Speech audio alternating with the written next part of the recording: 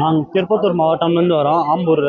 நான் படிக்கிறது Vaniyambadi college AR ராமன்ல. என் பேர் வந்து எஸ் ஒசி மாமாத்து. Diploma notification படிச்சுங்கிறேன்.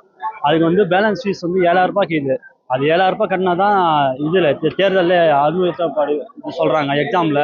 அது ஃபீஸ் கட்டலைனால பிரின்சிபலோ மேனேஜ்மெண்ட்டோ என்ன சொல்கிறாங்க, ஃபீஸ் கட்டினா தான் உள்ள எக்ஸாமில் உட்கார வைக்க சொல்கிறாங்க. 25ஆம் தேதி ஒரு எக்ஸாம் போயிடுச்சு. இன்னைக்கு ஒரு எக்ஸாம் இப்போ கூட காலேஜ்லேருந்து வரேன்னா இது எக்ஸாமுக்கு அவங்க இது பண்ண மாட்டேங்கிறாங்க. ஃபீஸ் கட்டினா எங்கள் அம்மா உடம்பு சரியில்லைனால தான் நான் வந்து ஃபீஸ் கட்டாமல் இந்த அடுத்த மாதம் 15ஆம் தேதி வரைக்கும் நான் ஃபீஸ் கட்ட சொல்கிறேன். அவங்க வந்து இல்லை நீ எக்ஸாமுக்கு ஃபீஸ் கட்டினா தான் இப்போ நான் உட்கார வைக்கிறேன்னு சொல்கிறாங்க. இந்த மாதிரி எத்தனை பசங்க இருக்கிறாங்க காலேஜில் கூட இந்த மாதிரி பெஜர் சிஸ்டர்ஸ் எல்லாம் இருக்கிறாங்க. அவங்க தான் இந்த மாதிரி இருக்குது.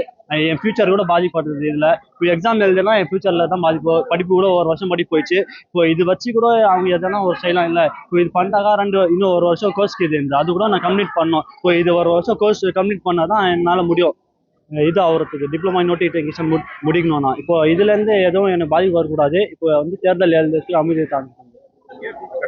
எங்கள் அம்மா உடம்பு சரியில்லை, அதனால ஒரு வருஷமா எங்கள் அம்மா உடம்பு சரியில்லைனால தான் நான் ராஜீவ் காந்தி ஹாஸ்பிட்டல் தான் ட்ரீட்மெண்ட் நடந்துது. அதனால வந்து ஃபீஸ் கட்டல. நான் அடுத்த மாதம் 15ஆம் தேதி கட்டுறேன் சார் சொல்கிறேன். அப்போ கூட மேம் கூட கேட்க மாட்டேங்கிறாங்க. நான் சின்ன வேலைக்கு போய்க்கிறேன். அது சம்பளம் வந்து உடனே கூட நான் கட்டுறேன் சார் சொல்கிறேன். அது இல்லை இப்போ தான் ஃபீஸ் கட்டினா தான் எக்ஸாமில் உட்கார வைக்கணும்னு சொல்லி மேனேஜ்மெண்ட்டை வந்து மீட்டிங் போட்டு சொன்னாங்க. நம்மளுக்கு வெள்ளிக்கிழமை கூட எக்ஸாம் இருந்துச்சு, அலோடு பண்ணல. இன்னைக்கு கூட எக்ஸாம் கீது சார். இப்போ கூட எக்ஸாம் தந்துனாக்குது. மீதி பேர் தான் வெளியே இருக்கிறோம். நான் மட்டும் இங்கே வந்து இப்போ பெடிஷன் தந்துங்கிறேன் சார்.